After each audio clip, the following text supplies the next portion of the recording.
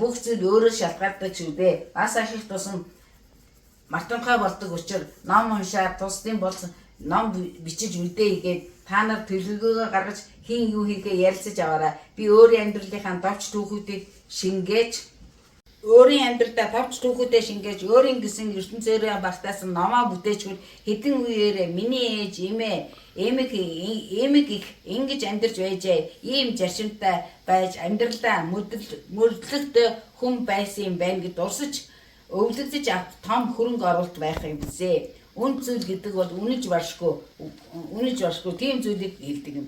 Эд агуурснаас илүү хүүхдүүд маань өвлөгдөх ном гэдэг бидний үзэл туулсан амьдралын түүх амсаж харамссан хүч бүтээсэн амьдралын үнэн дүр төрх болж харагдах болно.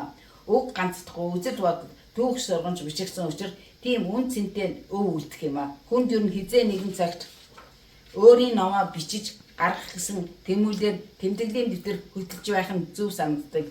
Амьдралын тухайн ном цагаан хуудас бодол сэтгүү маань үгийн нандин хийхээ болон дархлаа.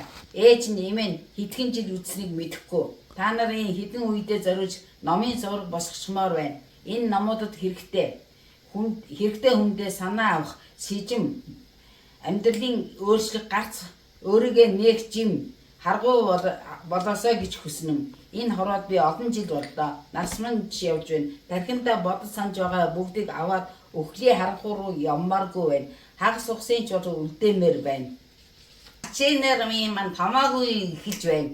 Асуудалтай цаг хугацаа тулгарч байна. Шилжижийн насуудыг хэцүү юм байна лээ. Хажууд нь найз шиг нь байж сайн харилцаж ярилцаж бие биенээс юу ч нуулгүй байхад нь анхаарч сайн ярилцагч байгаарай. Миний хувьд бол лагер дээр байхдаа утасгүй цаг гаргаж ном уншуулж номын утгыг яриулж ертөнцийн 3 үлгэр онших шийдвэрлэх даалуу хүзэр тоглуулах сакс хөлбөмбөгийн тоглуулах цагийн хуваар гаргаж өөрөөс нь асууж байгаад мөрдүүлэх миний хийж чадах ажил нь хожим эмээ маань тэгж байж билээ гэж дурсамж болгон үлдээх санаатай байна. Ээжт нь насны намар ирлээ. 15 жил амьдрмаар байна. 76 нас хүртлээр ахмадын сувилал амралтандаа явж жил бүр өөрийгөө совлуулж түүхүүхэн бай. 76 наснаас 83 нас хүртлээр онон туул болон хүүхдүүдтэйгээ амралт сувилд явж байх. 84-өөс 85 наснда тэнгэрт явмаар байгаа юм.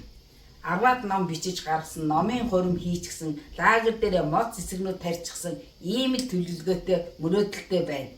Одоо та нарт маш хариуцлагатай үеэр ирлээ. Янз бүрийн юмд тансаглахгүй, санхүүгийн сахилга бат сайтай өрлөгөн биш. Энэ хэдхэн үлдсэн насандаа та нараас гуйх юм номын минь хэвлүүлж өгч та нартай үлдээхээр байна. Та нар ялцаж байгаа сэтгэл гаргаж үүн тусдаараа бүх зүрхнүүдээ угаалгаж амаарай. Дурсамжаа завтай үедээ дурсаж суумаар байна. Онч мэрэгэн үүдэн цөө өгөр ухааруулж байдаг, нүдээ олсон өгнүүд байдаг. Маш богино хугацаанд хүний оюун ухааны тэмдэг нь онч мэрэгэн үг юм шүү. 10-аад ном уг нь болж болох ёстой юм.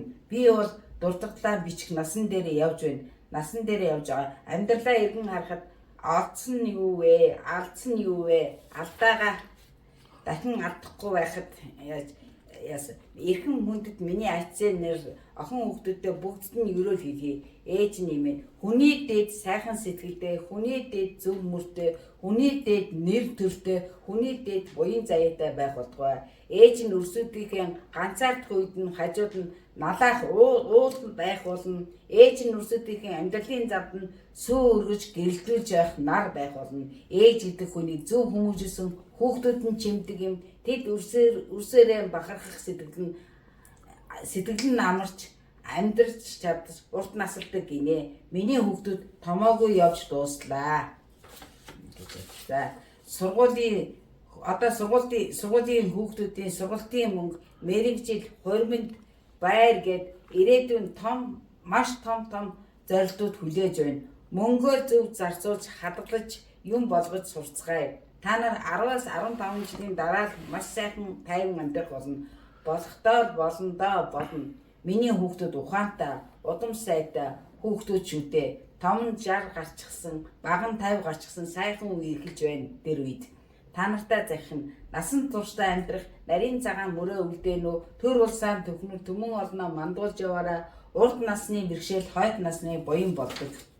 Амьдралын сайн сайхныг айжмаар мэдэрч яваараа ээдрээд амьдралын үзүүрийг эвтэйхэн барьж яваараа цүүн цагаан сэтгэлдээ ээж нь цүүгээ өргөж баяв ээж нь имэн цэцэрлэгийн багш байсан болохоор бурхтын хоолыг идэж бурхттай найзалж явсан болохоор хүүхэд зангаасаа салж чадаагүй сая тэгсэн чинь бурхандаа таниулсан соригтой болсон болохоор би ер нь үхэлд бэлэн хэлхүүгээ биччихсэн зураг авахчихсан тухайн үед нь ийм ямар зааварчилгай байх аварчилгааг бичээ тавьчихсан цаг нь болохоор харамсах юмгүй хорогдох юмгүй им забуйлан хорвоод сайхан амьдэрсэн өвөг дээдтэй болон үр хүүхэдтэй чин сэтгэлээсээ баярлцаар явуулна. Диваачнд очих болно. Та нарыг хүндэтгэн ёсолсон ээж чинь болон эмээ чинь 24 оны 11 сарын 24